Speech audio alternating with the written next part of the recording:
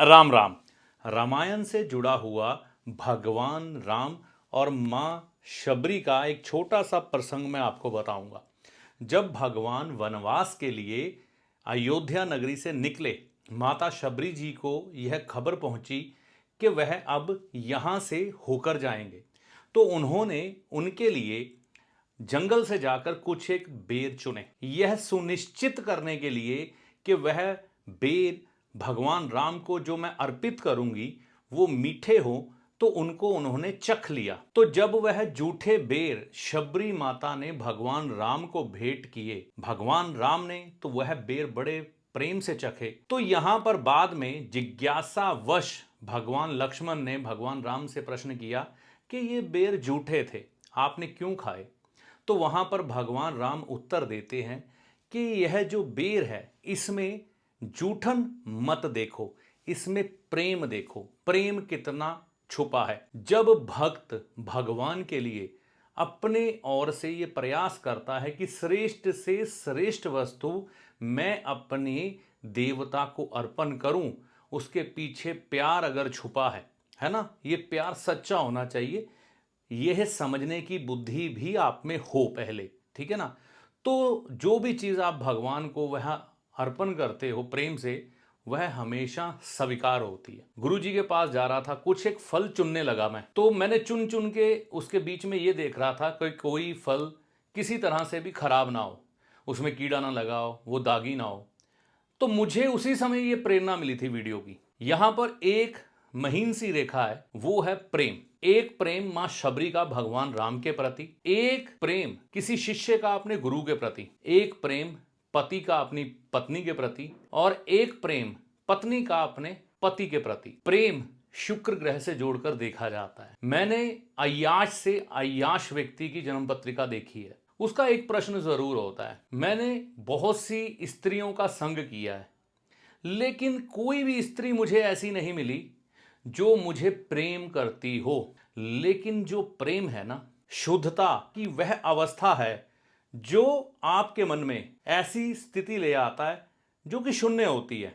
आप अपने लिए सोचना जीना बंद कर देते हो उस अवस्था में, चाहे अपने भगवान के प्रति, चाहे अपने गुरु के प्रति, चाहे अपने प्रियतम के प्रति समर्पित हो जाते हो। आपको सामने से उपेक्षा नहीं होती, सिर्फ सेवा की इच्छा होती है। सेवा की इच्छा यह शुक्र ग्रह की सबसे बड़ी शक्ति है।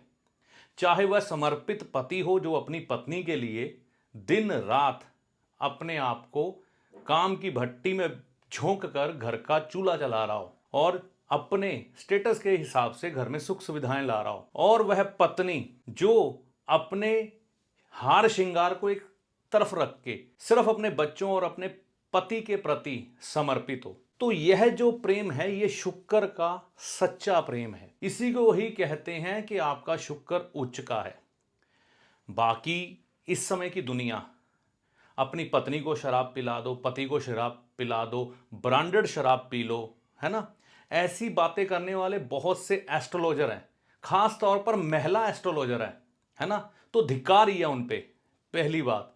तो ये वो प्रेम है जो सिर्फ आपके तन और आपके धन के साथ जुड़ा है। जिस दिन आपका तन नकारा हुआ वो प्रेम आपको दिखाई नहीं देगा, और जिस दिन आप धन से वंचित हो गए यह आपको दिखाई नहीं देगा। यानी कि वह शुक्र होगा बिल्कुल गंदा शुक्र, है ना, जिसको आप ढूंढ रहे हो वीनस, वो गंदे वाला वीनस। जो प्योरिटी है शुक्र की वो कभी भी आपको सजावट में दिखाई नहीं देगा, वो समर्पण में दिखाई देगा। वह आपके लिए श्रेष्ठ करने की कोशिश करेगा। चाहे राधा जी का प्रेम कृष्ण जी के लिए हो, माँ पार्वती का प्रेम भगवान शिव के लिए हो, लक्ष्मी माँ का प्रेम भगवान विष्णु के लिए हो, और उतने ही समर्पित वह पुरुष देवता भी रहे हैं देवी शक्ति के आगे। तो इस तरह से जब हम प्रेम करते हैं ना, तो आपको शुक्र का शुद्ध रूप अनुभव होता है। नहीं तो कहानी वही होगी, मेरे पास दौलत बहुत है, शोहरत बहुत है, धन बहुत है, मैं जिसको चाहूं उसको पसंद कर सकता हूं और वह व्यक्ति मेरे साथ चलेगा। लेकिन वह सिर्फ आपके रूप, आपके धन और आपके साथ भोग भोगने के लिए आएगा। जब आप बीमार पड़ जाओगे ना, तो वो शुक्र आपको कभी दिखाई नहीं देगा जो आपकी सेवा करने वाला होगा, प्रेम करने वाला होगा। बात की महीनता को बस समझिएगा, यही शुक्र की प्योर ऊर्जा है, प्रेम, सच्चा प्रेम। बाकी सब फरेब है। इस वीडियो में दी गई जानकारी का लाभ उनको ही होगा जिन पर माता रानी की कृपा होगी। जय माता दी। तो यह जानकारी आपको कैसी लगी कमेंट करके अपनी राय दीजिएगा। वीडियो अच्छा लगा तो लाइक और शेयर करिएगा।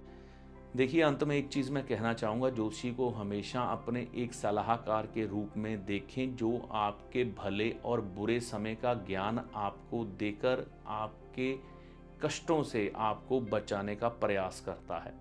ना कि ज्योतिषी कोई चमत्कारी बाबा है जो छड़ी घुमाकर धन की ढेरी लगा देगा और आपकी किस्मत बदल जाएगी।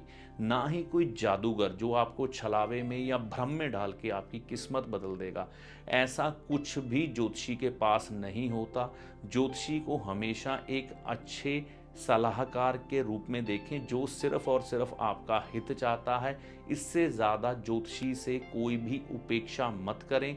ज्योतिषी जो आपको पथ दिखाता है उस पर चलना आपको होता है, अपने अच्छे और बुरे के लिए आप खुद जिम्मेवार होते हैं। आपके कर्मों के अनुसार और ईश्वर की कृपा के अनुसार आपके उपायों का फल आपको प्राप्त होता है।